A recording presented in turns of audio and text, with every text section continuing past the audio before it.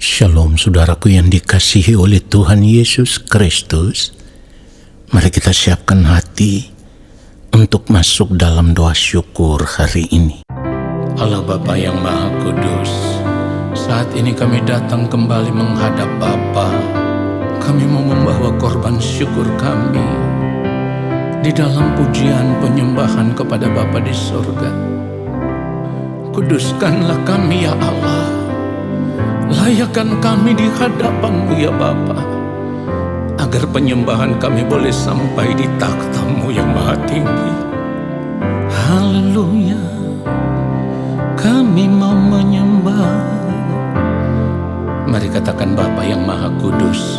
Bapa yang Maha Kudus, ini hamba-Mu, ini hamba-Mu.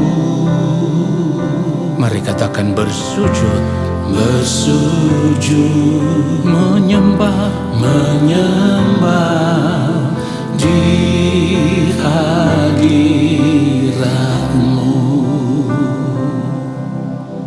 Oh, Bapa yang Maha Mulia, Bapa yang Maha Mulia, ini hamba-Mu, ini hamba-Mu.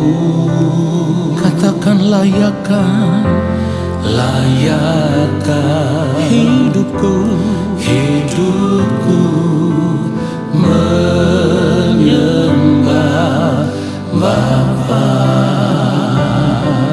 Ku bawa korban syukur, ku bawa korban syukur di dalam penyembahan, di dalam penyembahanku. Kiranya kan menjadi, katakan penyembahan, penyembahan yang menyenangkan-Mu. Yes Lord, kami mau menyenangkan Bapa.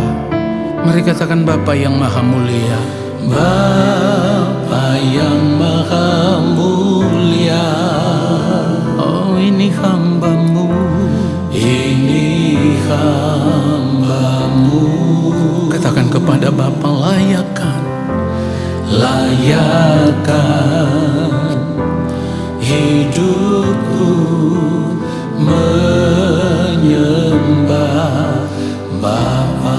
Ku bawa korban syukur, ku bawa korban syukur, haleluya, di dalam penyembahanku. Kiranya kan menjadi penyembahan yang menyenangkan-Mu. Ku bawa korban syukur, korban syukur, yes Lord, di dalam penyembahanku.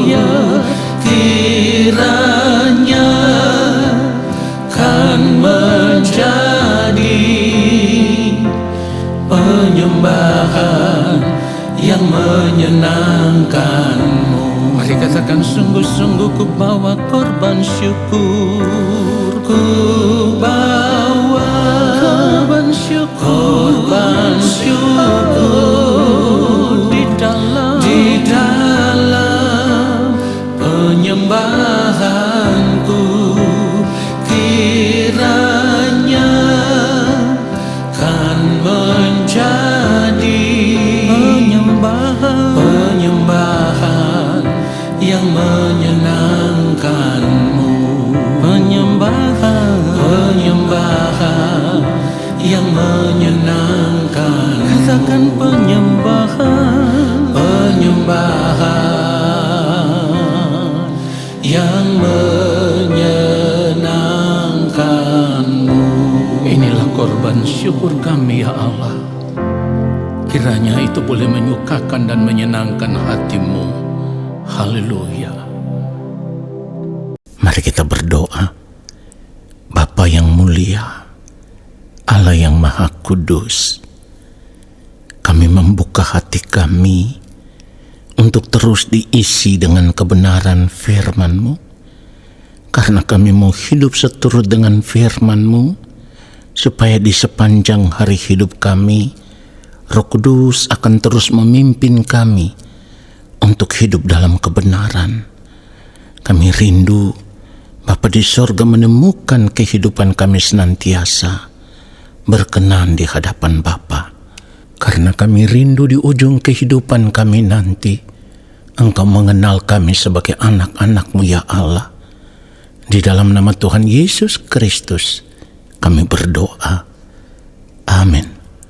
Saudara yang dikasihi oleh Tuhan Yesus Kristus, seharusnya kalau kita tahu bahwa kehidupan di dunia ini hanya sementara, lalu kita melihat saat ini dunia menawarkan banyak hal yang begitu indah, begitu menarik. Dan seringkali apa yang ditawarkan dunia itu, kita melihatnya sebagai sesuatu yang bisa memberikan kepada kita kebahagiaan hidup. Keadaan inilah yang membuat ada begitu banyak orang mengejar kesenangan hidup dunia. Kenapa dikejar, saudaraku? Karena mereka menganggap hidup mereka baru terasa lengkap kalau mereka bisa hidup menikmati kesenangan-kesenangan hidup yang ditawarkan oleh dunia saat ini. Tetapi tanpa disadari, itu berarti mereka kompromi dengan kehidupan dunia. Jadi mari periksa hidup kita masing-masing, jangan sampai kita pun secara pribadi masih sering kompromi dengan kehidupan dunia. Kalau kita masih kompromi dengan kehidupan dunia, itu berarti hidup kita masih serupa dengan dunia ini. Padahal sebagai orang percaya, seharusnya kita sadar, firman Tuhan sudah mengatakan, kita tidak boleh menjadi serupa dengan dunia ini. Perhatikan itu. Karena kalau kita tetap menjadi serupa dengan dunia ini, kita akan terlena dan kita tidak pernah memikirkan masa depan kehidupan kita yang sesungguhnya. Dan masa depan kehidupan yang sesungguhnya itu yang saya maksudkan adalah masa depan kehidupan kita di kekekalan. Jadi saat ini sebagai orang percaya, seharusnya kita jangan sampai terlena dengan keadaan dunia yang hanya sementara ini.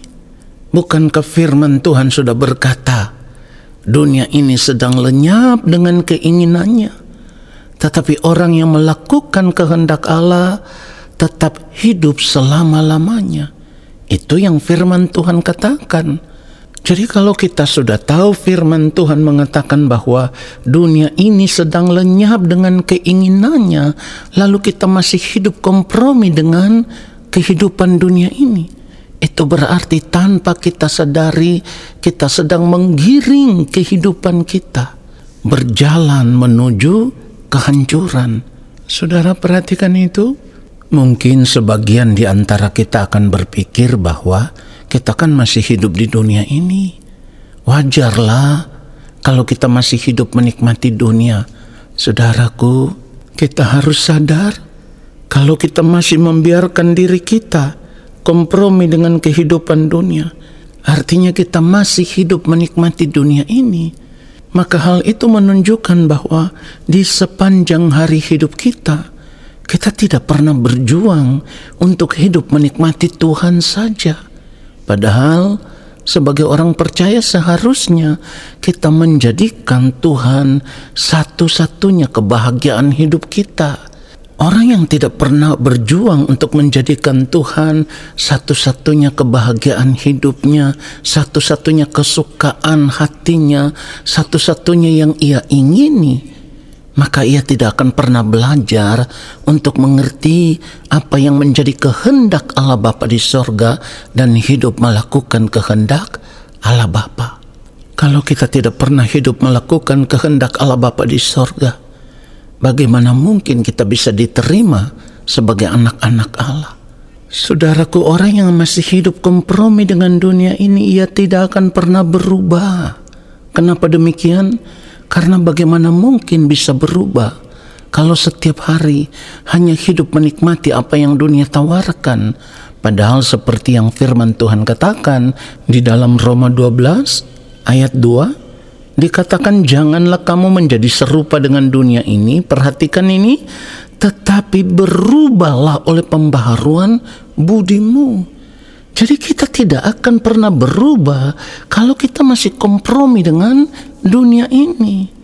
Kita harus berani mengambil keputusan untuk melepaskan diri kita dari keterikatan dengan dunia ini, supaya kita tidak pernah memikirkan lagi segala sesuatu yang dunia tawarkan. Kita tidak pernah mengarahkan pandangan kita tertuju kepada tawaran-tawaran dunia, karena kita tahu di kesempatan hidup yang singkat di dunia ini, Tuhan mau supaya kita berubah. Itulah kenapa firman Tuhan katakan, janganlah kamu menjadi serupa dengan dunia ini, tetapi berubahlah oleh pembaharuan budimu, sehingga kamu dapat membedakan manakah kehendak Allah, apa yang baik, yang berkenan kepada Allah, dan yang sempurna. Jadi kita harus mengambil keputusan untuk melepaskan diri dari keterikatan dengan dunia ini. Saudara dengar ini, orang yang tidak pernah bersedia melepaskan diri dari keterikatan dengan dunia ini, ia tidak akan pernah hidup melakukan kehendak Allah Bapa di sorga. Padahal firman Tuhan sudah berkata, orang yang akan hidup selama-lamanya adalah orang yang melakukan kehendak Allah Bapa di sorga. Artinya orang yang tidak melakukan kehendak Allah, ia tidak bisa diterima di dalam kerajaan Allah. Jadi saya harus katakan dengan tegas, kita tidak boleh terlena dengan kehidupan dunia yang sementara ini. Itu artinya di sepanjang hari hidup kita, di singkatnya waktu hidup kita di dunia ini, kita harus terus mengarahkan fokus kita hanya tertuju kepada tujuan hidup kita yang sesungguhnya, yaitu kehidupan yang kekal bersama-sama dengan Tuhan Yesus di dalam kerajaannya. Saudara, saya sudah katakan tadi, kita harus berani mengambil keputusan untuk meninggalkan kehidupan dunia ini. Karena sebagai orang percaya, kita diperintahkan untuk meninggalkan semuanya itu. Orang yang masih kompromi dengan dunia itu berarti ia masih hidup mengasihi dunia. Padahal firman Tuhan berkata, janganlah kamu mengasihi dunia dan apa yang ada di dalamnya. Perhatikan ini, jikalau orang mengasihi dunia, maka kasih akan Bapa tidak ada di dalam orang itu. Jadi kita hanya mengaku diri sebagai orang Kristen, sebagai orang percaya, tetapi yang sebenarnya kita tidak pernah hidup mengasihi Allah secara benar. Karena kalau kita berkata kita hidup mengasihi Allah, berarti seperti yang firman Tuhan katakan, kita tidak boleh mengasihi dunia. Saudara perhatikan itu.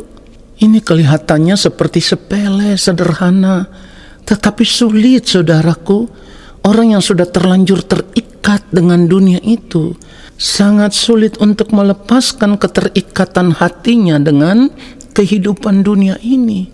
Jadi kalau kita mau menjadi anak-anak Allah di dalam kerajaannya, kita harus hidup menuruti perintah-perintah Allah. Firman Tuhan dengan tegas berkata begini, seperti yang ditulis di dalam 2 Korintus pasal 6, kalau kita membaca mulai ayat 17, sebab itu keluarlah kamu dari antara mereka dan pisahkanlah dirimu dari mereka. Firman Tuhan, dan janganlah menjamah apa yang najis, maka aku akan menerima kamu. Lalu di dalam ayat 18 dikatakan, dan aku akan menjadi bapamu dan kamu akan menjadi anak-anakku laki-laki dan anak-anakku perempuan. Demikianlah firman Tuhan yang Maha Kuasa.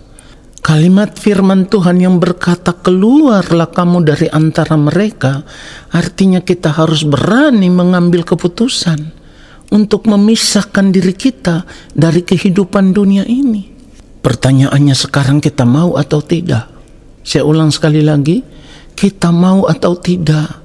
Dan sudah sering kali saya katakan, kalau kita tidak mau meninggalkan dunia ini, Tuhan tidak memaksa. Perhatikan itu, Tuhan tidak memaksa.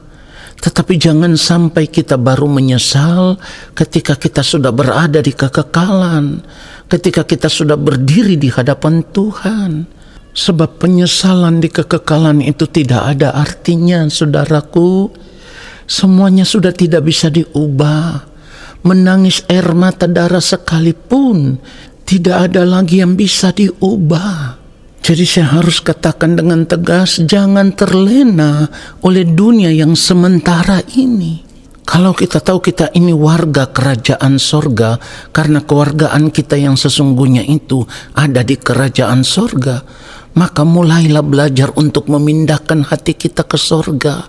Kalau kita tahu bahwa dunia ini akan hangus dalam nyala api, maka seperti yang firman Tuhan katakan di dalam 2 Petrus 3 ayat 11, dikatakan, jadi jika segala sesuatu ini akan hancur secara demikian, betapa suci dan salehnya kamu harus hidup. Jadi kalau kita tidak mempergunakan kesempatan hidup yang singkat ini untuk hidup dalam kesucian, dalam kekudusan, dalam kesalehan, kita tidak akan pernah memiliki hidup yang sesungguhnya. Karena firman Tuhan sudah berkata, tanpa kekudusan tidak seorang pun akan melihat Tuhan. Sadarlah sebelum terlambat. Amin. Mari kita berdoa. Terima kasih Bapa, firman-Mu terus menegur kami, supaya kami harus berjuang untuk menjaga kehidupan kami tidak terikat lagi dengan dunia ini. Dan di sisa umur hidup kami di dunia ini, kami hanya mau mengikatkan diri kami dengan Engkau saja ya Allah, dan hidup melakukan kehendak-Mu. Terima kasih untuk firman-Mu, dan kami percaya saat ini Engkau akan memberkati kami. Turunlah atas kehidupan kami segala berkat kasih karunia daripada Allah Bapa di sorga, rahmat cinta kasih dari Tuhan Yesus Kristus, di dalam persekutuan yang manis dengan Roh Allah yang kudus, menyertai langkah hidup kami dan memberkati kami sekarang dan sampai selama-lamanya. Amin. Saudara, terima kasih sudah mengikuti doa syukur hari ini. Tuhan Yesus memberkati kita semua. Shalom.